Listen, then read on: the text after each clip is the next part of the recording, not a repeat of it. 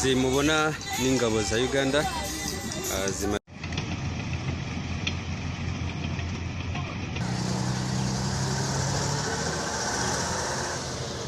Depuis le retrait des rebelles du M23, de Bunagana, territoire jadis occupé est désormais sous le contrôle des forces armées ougandaises. Cette situation soulève des inquiétudes quant à la souveraineté.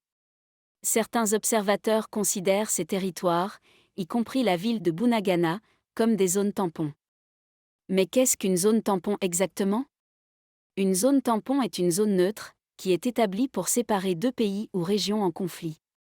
Cette zone est censée être démilitarisée et sous le contrôle d'une force de maintien de la paix internationale.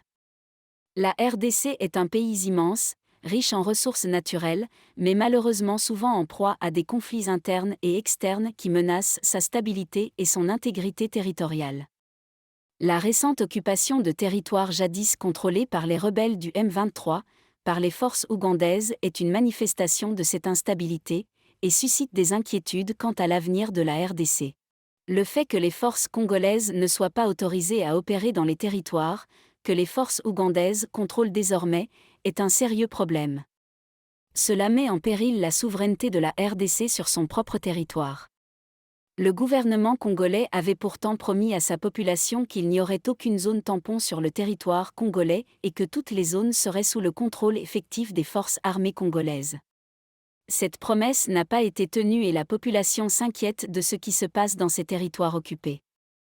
Il est essentiel que les autorités congolaises s'engagent à récupérer le contrôle de ces entités et à réaffirmer leur souveraineté sur l'ensemble du pays.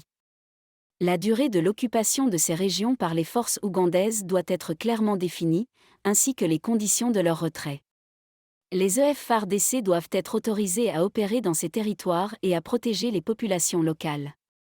Il est également important que la communauté d'Afrique de l'Est joue un rôle positif dans cette situation en s'engageant à soutenir la souveraineté et l'intégrité territoriale de la RDC.